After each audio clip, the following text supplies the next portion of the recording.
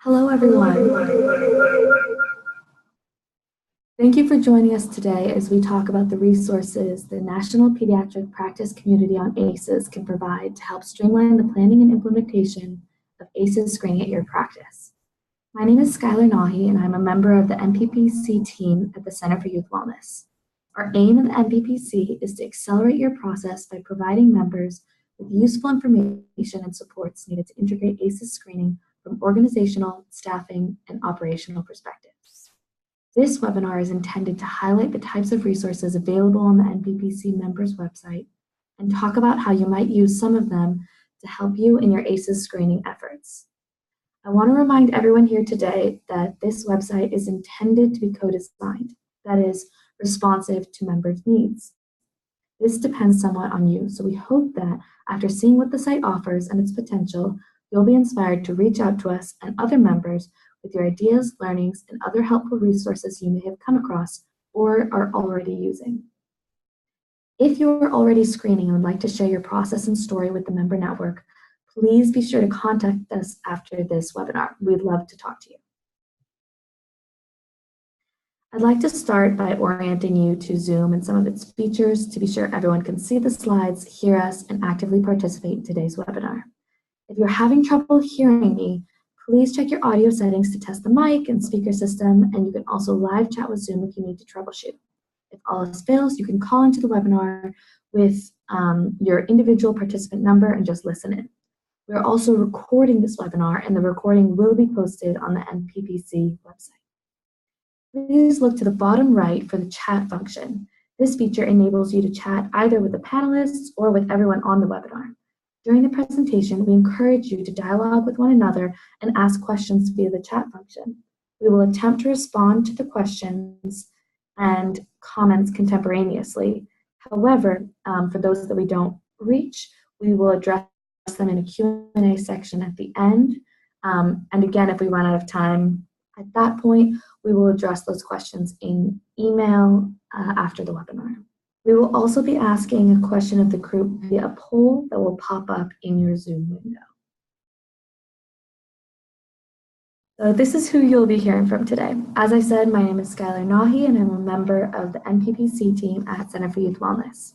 After me, you'll be hearing from Dr. Lena Singh, the program manager of the NPPC, and last you'll hear from Dr. Sam Marks, who is the Director of Strategic Initiatives at the Center for Youth Wellness. So first, a little background on the NPPC and our parent organization, Center for Youth Wellness. The Center for Youth Wellness is a national leader in the effort to transform pediatric medicine, raise public awareness, and transform the way society responds to children exposed to adverse childhood experiences, ACEs, and toxic stress. A pediatric organization based in San Francisco and founded by pediatrician Dr. Nadine Burke-Harris, CYW operates on three main pillars. First, advancing clinical practice. Towards this aim, we operate a pediatric primary care clinic in the Bayview called Bayview Child Health Center, which provides integrated care to children and families. Second, translating ACEs science. This is our research arm. Led by a clinical team, this branch of the organization engages in clinical trials, leads systematic reviews of the literature, and brings ACEs science from research to practice. Lastly, building a movement. This pillar aims to raise awareness and build upon the field. A primary audience for this arm is pediatric medical providers, which brings us to the NPPC. The NPPC, or National Pediatric Practice Community on ACEs, is a national network for pediatric primary care providers. It operates on an online platform membership site with expansive functionality that we will be exploring today. And now I will hand it off to Dr. Sarah Marks to talk a little bit about ACEs science. Hi, everyone. Thanks so much for joining. We're excited to show you our website today and hope that it will be a useful tool for you. Before we jump into the website, we wanted to do a quick recap about why we're all here. ACEs screening, primarily. We're looking for ways in which we can best identify children who are at risk for toxic stress by looking at adverse childhood experiences and addressing this through our medical care. We consider ACEs to be at the root of a largely unaddressed public health crisis. And quickly, what are ACEs? What are adverse childhood experiences? I think probably most of the folks on this call know, but just in case, there are a lot of ways to define it. These listed here on this slide are the 10 basic ACEs that were derived from the 1998 ACE study. There are other factors, such as social determinants of health, that some screening tools take into consideration. But again, these categories that fall under abuse, neglect, and household instability are the 10 that have been studied most to date. Next slide. We realize that integrating ACEs screening into the workflow is not a one-size-fits-all. It will be different for every organization, but we do know that ACEs affect a lot of children across socioeconomic lines, putting them at higher risk for health and behavioral and learning problems, and therefore it's an important issue to all of us. We know that ACEs threaten our health over the lifetime. They dramatically increase the risk of 7 out of 10 of the leading causes of death in the US. They affect brain development, the immune system, hormonal systems, and even the way our DNA is read and transcribed. And they can reduce our life expectancy up to 20 years. Next slide. So again, we know that screening isn't always easy. As you go through this process, you may feel any number of these emotions depicted here by these adorable children. And so that's what we have looked to try to address in part through this website. And again, we emphasize that and relate with members as they go through this process, thinking about why to screen, where to start, how to get others on board, how to be strategic about the implementation. We know it's complex, and there are a lot of moving parts that go into it. Next slide. I want to do a little survey or a little poll here to find out where you are in your ACEs screening process. You've got a few categories. Are you in the consideration phase, in the beginning of planning stages? Are you almost ready to start screening, or are you already screening? Go ahead and take a second to vote, and then we'll see what the results are.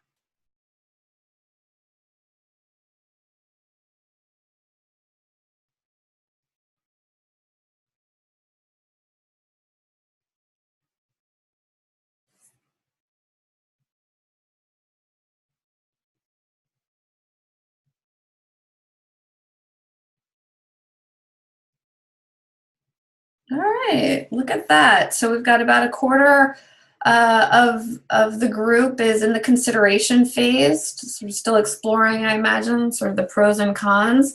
And about 17%, a fifth of you in the beginning planning stages, a quarter almost ready to start screening, and a third already screening.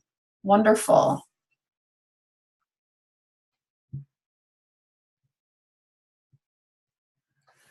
So a little bit of background on how we developed the member site. We really tried to develop it based on our understanding of what ACEs screening implementation involves. We understand it as a process, and we thought that about the supports and resources that might be needed for each step of the screening continuum. We looked at we did market research. We talked to a lot of providers around the country, some of whom were screening, others who wanted to start but didn't know how to, those who intentionally weren't screening. We heard their perspectives, the opportunities and barriers that they expressed. Through this process, we also realized that we needed to provide medically relevant resources that made screening relevant at the practice level. And we drew on what we heard from this research, as well as our experience at the Center for Youth Wellness and our partner medical provider at the Bayview Child Health Center that have been doing screening for a number of years. So again, in reflection of the thought of ACEs screening as a process, we structured the site so that you could find the information that you needed around the common challenges at these different phases. Looking at by first creating firm grounding in the facts, so educating yourself, peers, your management, others around ACEs science. Figuring out how to advocate for screening, so how to present the goals, the benefits, and ACEs screening as a moral obligation, or the other factors that might sort of entice you to implement screening. And so we have tools and resources around that. And the logistics, this is a big part of it.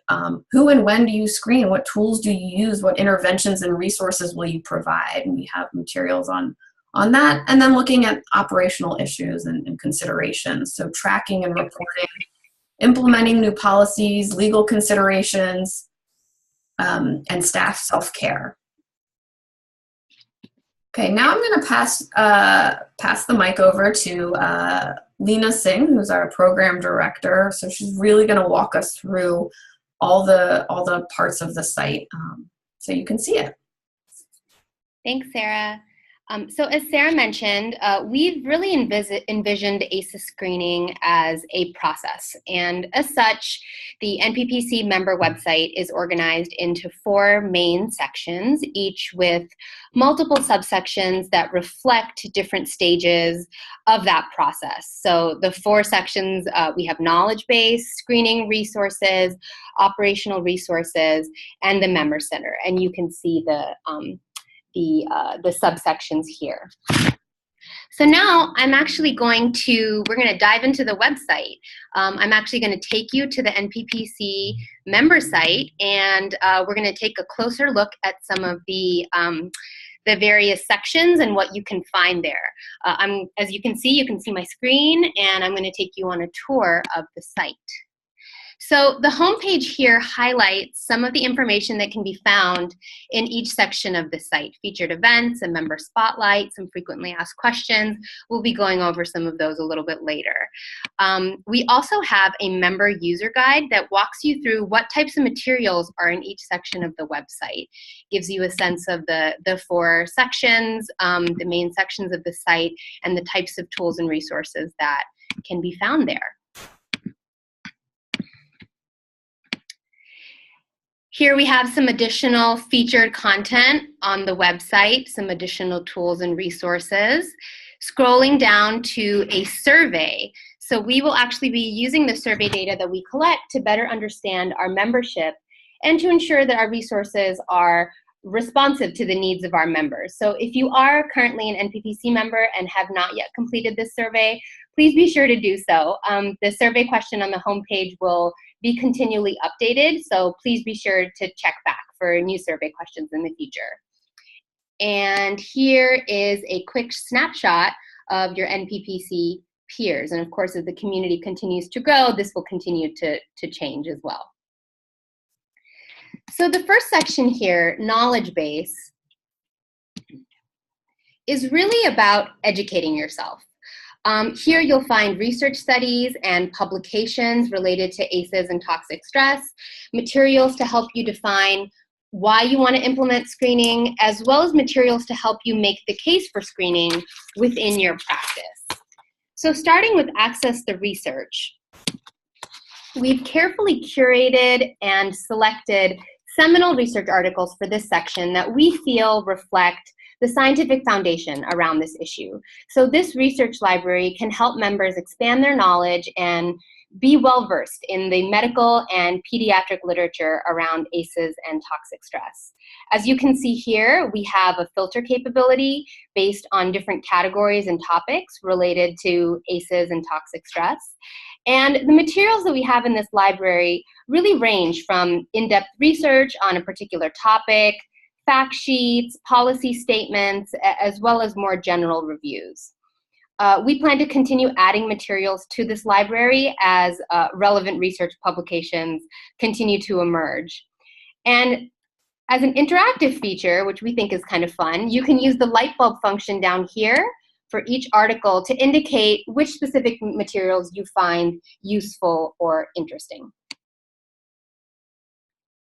So moving along to determine your course. So once you've established a solid scientific understanding of the issue, the next step is to think thoughtfully and planfully about the course that you're going to chart for screening. So the materials in this section highlight what's important to consider and the various processes that need to be in place to successfully implement screening. Things like understanding your rationale for screening. What are some questions to ask yourself in your practice to determine if you're ready?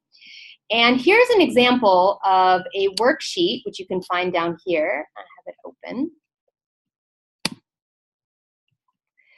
A worksheet that can help you structure your screening program and help you think through some of the key decision-making inputs to help organize your thinking and planning. And that brings us to making the case. So screening for ACEs within pediatric practice is a shift that requires education and outreach and commitment. And especially at larger organizations, this stage can seem pretty daunting. And some of the challenges of making the case that we hear from providers around the country include, how do I make ACEs relevant to others in my organization, my colleagues, my peers, administration, clinical leadership? How do I maintain long-term momentum to educate and build support around this issue in my practice? How do I overcome objections and get commitment for screening? And lastly, how do I determine my goals and develop a plan? So this growing section of the website showcases how others have approached advocating for ACEs in their organizations and provides some guidance for how to make the case at your practice. So just to highlight, we have here an ACEs and Toxic Stress 101 PowerPoint deck. Let me pull up the deck so you can look at it. And here in this slide deck, it reviews the prevalence of ACEs across demographics and geographies and covers the impact of toxic stress on biological symptoms. So you can actually pull from these slides for your own internal presentations on ACEs and toxic stress and ACEs screening.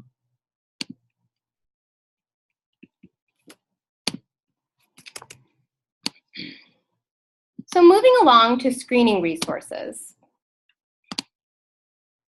Once you've built your knowledge base around this issue, the next step is really to determine how best to implement screening at your practice. So the collection of resources in the screening resources section will help you think about the logistics of screening, the clinical response, and really the basics of what any medical provider needs to be able to implement screening in practice.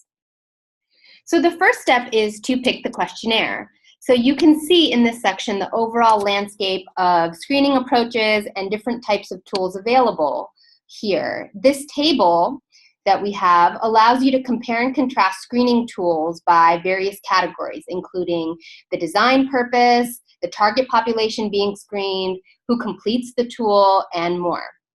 You can click on the name of each screening tool to learn more about it, to download it if it's publicly available, and to get instructions on how to request access to the tool if it's not publicly available. So as an example, let's look at the Center for Youth Wellness questionnaire. So here you can see a brief description and additional information about the tool.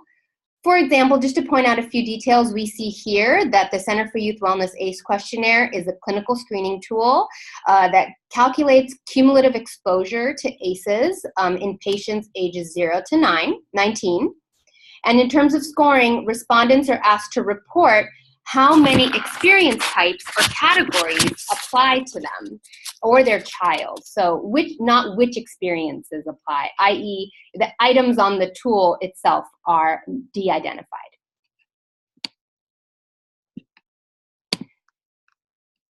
Designing the workflow. So the materials and tools in this section are intended to help you integrate screening into your workflow, thinking through all of the steps, including tool administration, review, and follow-up. So here we have examples of sample scripts, sample workflows from current NPPC members, and resources around how to communicate about ACEs with patients and families.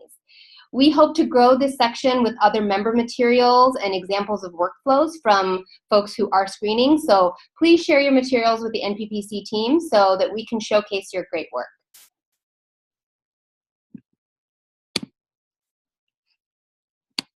So the Develop the Response section provides resources to help you determine your response to screening and what resources and interventions you'll put in place. And I have to say, this is probably the most common question that we hear from medical providers we speak to around the country, is that I can identify ACEs through screening, but what can we do about it? And so this area is really critical and a big challenge for a lot of practices to be able to identify the resources to respond to screening. So in this section, you'll find guidance and tools that will help you communicate results and their meaning to patients, this ACEs screening results, patient education materials, and resources to help you support patient families with a range of interventions, including mental and behavioral health services, nutrition services, care coordination, and more. And as you can see here, the resources are organized by different categories to make them easier to find. So for example, the first filter section is for clinical response and patient education materials. So these are materials that you can use to help communicate with patients, including patient handouts, job aids, scripts, tip sheets, and more. We also have community partner education materials. These are resources that can be given to non-medical partners who may interact with your patients. Embedded programs. These are programs and services that can be integrated into the medical setting. And lastly, external resources. Oops. There we go. Or these are organizations and programs and services that can help you optimize screening, find community resources, and track referrals. So please reach out to the NPPC team if you've developed any patient education or resource materials that you'd like to share with the membership so that we can continue to grow this section of the site and expand our shared understanding of how to respond to ACEs screening.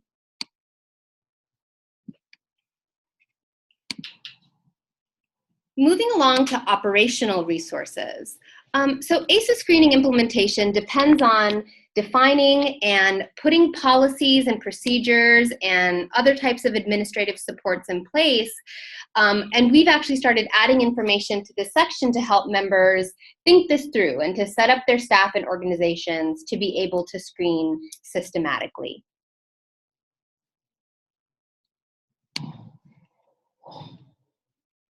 So here in the Define Policies section, we provide guidance on defining your practices policies regarding data tracking and reporting, billing and coding, trauma-informed care, and legal considerations.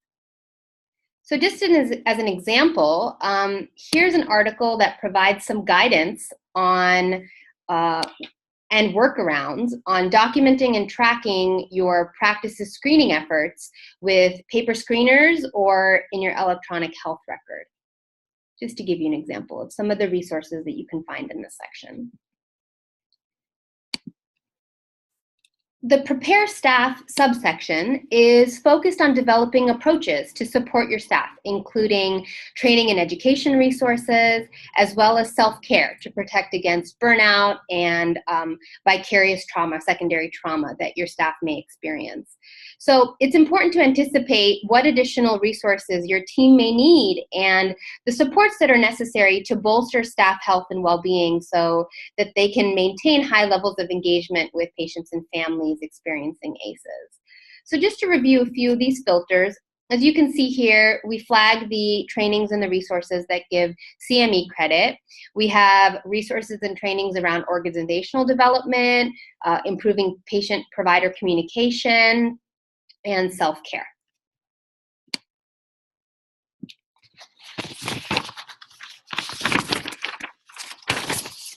And finally, the Member Center.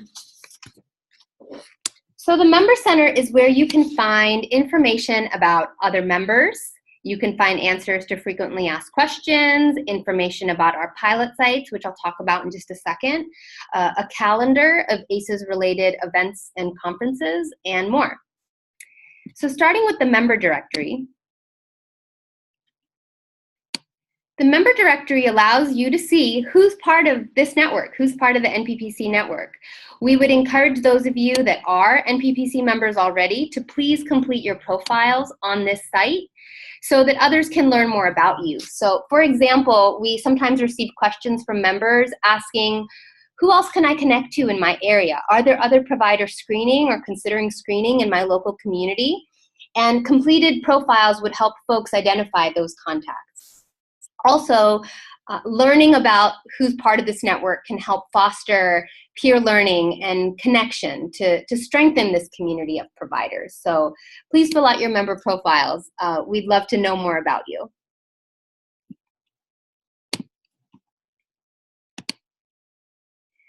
So one of our efforts through the NPPC, the National Pediatric Practice Community, is to provide tailored coaching and support to select medical practices or pilot sites around the country.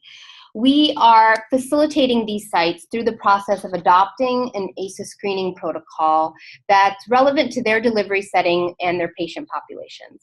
So this is our current cohort of 6 pilot sites. And the work we do with these practices, the insights and lessons learned, will be shared with the NPPC virtual network to allow members to witness the ACEs screening implementation process for each site. And we hope to provide more in-depth information about each site's screening protocol as they move into implementation. As you can see here, there are some summaries for a few of the sites, and we plan to continue providing information as different sites move into screening implementation. We also will be recruiting a second pilot site cohort this summer and plan to announce this recruitment opportunity via the NPPC member site. So please stay tuned for that announcement as well.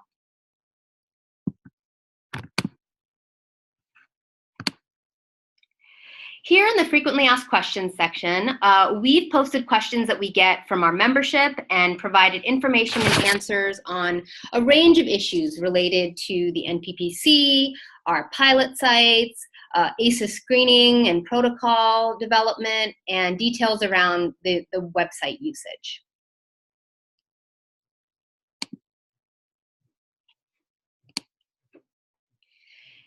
So our calendar here provides a continually updated overview of upcoming events, conferences, and trainings related to ACEs and toxic stress. And like I said, we're continually updating this calendar so that we are making sure that new events for this year are getting added.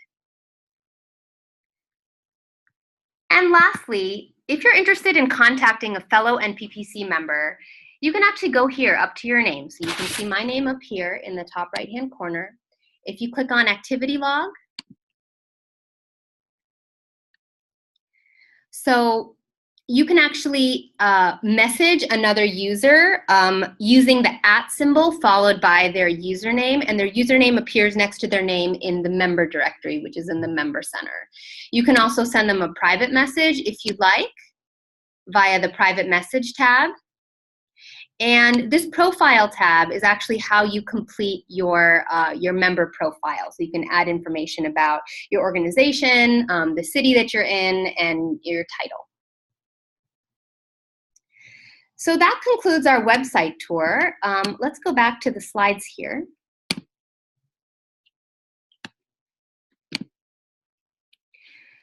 For those of you interested in joining the NPPC and gaining access to the content that we just reviewed on the member website, you can go to nppcaces.org and click Join in the top right-hand corner. To enroll in this community, we ask that you fill out a questionnaire and accept the member agreement. This questionnaire really gives us important information to help us better understand the current perspectives of our members and their practices related to ACEs screening, and so that we can assess how those change over time. I also want to note that there is no required contribution to join this network, but we do hope that all who join actively engage with this community. And of course, for questions or additional information, please feel free to contact me. My name, Lena Singh, and my email address is up here.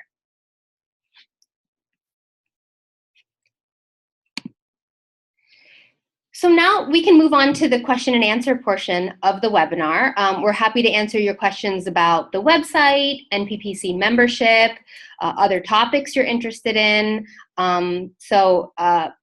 I think that we have had some questions coming in while I've been talking, and so I guess we'll start with the questions that have been submitted so far, and please feel free to submit any additional questions now via the chat function.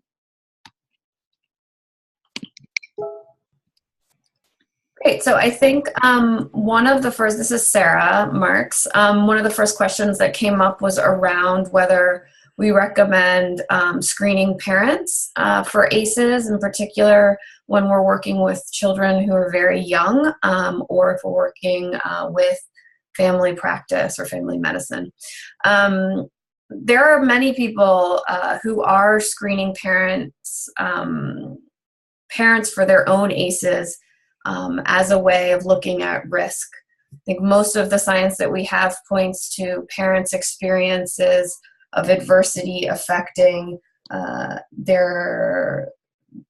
in some cases, their ability to form healthy attachments with their children, and also having developmental implications for children over time. There are tools on the website that show examples of how that can look. Certainly, some questions to ask yourself is, what's your rationale for screening? What are you trying to identify? What age group you're trying to best identify risk with? So for those very young children, working with the parents and looking at parent experiences may be the best way. There is no one right way at this point in time. There's still a lot of studying going on. But there are members of the NPPC who are trying out a variety of approaches. So again, encourage you to look into that if that feels like it might be the best approach for you. There's also a group of practitioners that are trying to dig into this topic a little bit more and try and figure out sort of the best proxy or the best ways to identify risk of toxic stress more explicitly in young children, since their sort of rates of exposure would be lower than older children. So it's a little bit of a nebulous answer to your question. Definitely a valid way of thinking about it. Again, looking at the full continuum and how to best assess risk is the question we need to answer.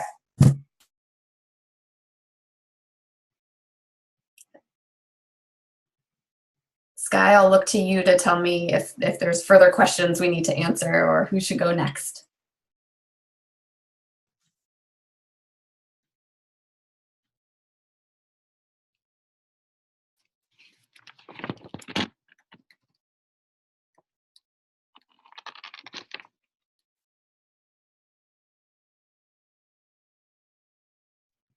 All right, so the next question is about whether we're doing work with academia so we can educate the next generation of providers.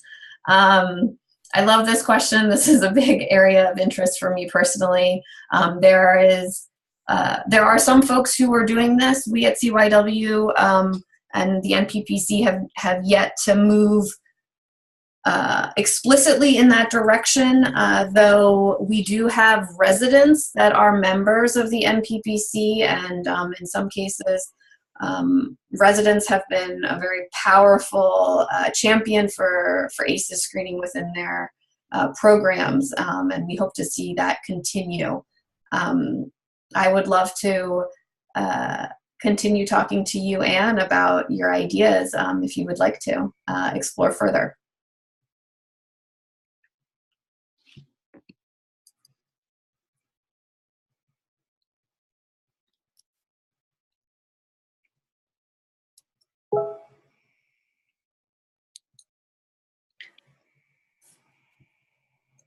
So while we're waiting for additional questions, I also did want to note, this is Lena Singh. I wanted to note a few upcoming opportunities for engagement with this network that you can expect to hear about from the NPPC team. As I mentioned, we will be recruiting a second cohort of pilot sites in this coming year. The announcement about that recruitment opportunity will be posted via the NPPC member site, so please stay tuned for that. We also hope to put out some announcements around group coaching opportunities and a pediatric symposium and ACEs conference that the Center for Youth Wellness is hosting in San Francisco this October. We actually have a save the date for the pediatric symposium and the conference. All of that information will be posted on the NPPC member website, as well as the upcoming registration that will open in June. So please stay tuned for that as well.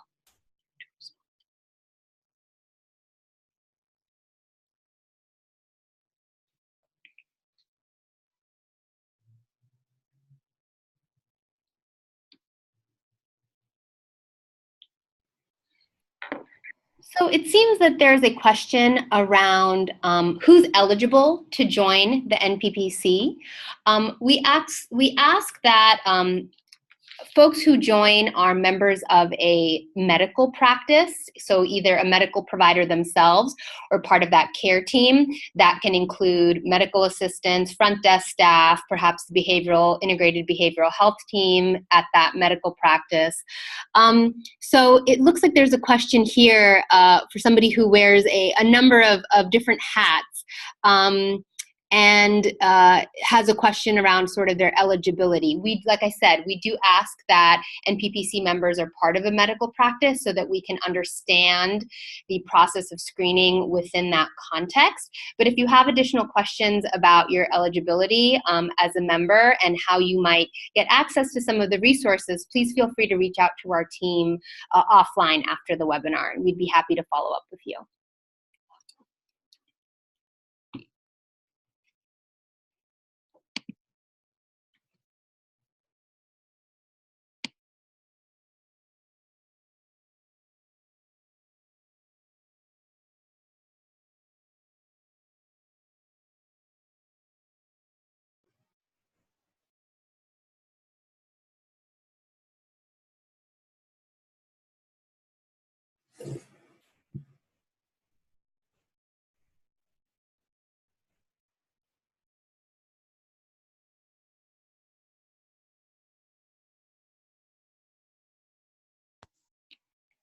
So if folks have any additional questions, please feel free to submit them via the chat function in Zoom. I believe there's also a question and answer box that the team is monitoring. We'll take a couple more minutes for any additional last minute questions.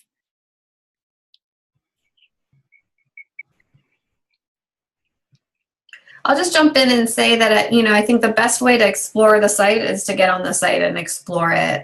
There's a lot of material on there, and our hope is to continue updating that on a pretty regular basis and make it really easy for folks to see what's new and to find things that might be useful. If it's not useful, that's important for us to know. So that we together can figure out ways to address some of the contextual barriers around screening, answer some of those questions, and really help folks make decisions if this is right for your practice, and how we can best get support to the children and families who need it, who are dealing with adversity and its impacts in their health and in other domains of their life. So again, as much contribution as possible is welcome. We love the ideas that are coming out around including different types of providers, looking at academia and those outside of the medical setting, but that are interested in working with medical partners, and finding ways to sort of just to learn and figure out the way forward. So thank you. So thank you again. Just to wrap up, thank you again for joining us today. We hope that this was informative and helpful for everyone who was able to join. As we mentioned, we'd appreciate it if you'd share information about the NPPC with your network. If you're already a member, to sign up if you're not a member, so that you can get access to the content on the member site, and to encourage others to enroll in this community. As we mentioned earlier, a recording of this webinar and the slides will be posted on the NPPC site. And just to reiterate what Sarah said, if you have materials, insights, stories to share, please reach out to us. I can't really emphasize how valuable real-world examples and tools are for providers who are trying to set up their own ACEs screening protocols. And what we're really trying to do is showcase these types of materials to highlight the great work that's happening in different practices and to promote that type of peer learning via the NPPC. So please share away, indicate what's useful for you on the site, what's not. These are all opportunities to provide information and ways for us to make sure that we have resources that are responsive to your needs. The more we hear from you, the more information we can share, and the more successful and useful this network will be for everyone. So thank you all again for attending, and that concludes our webinar today.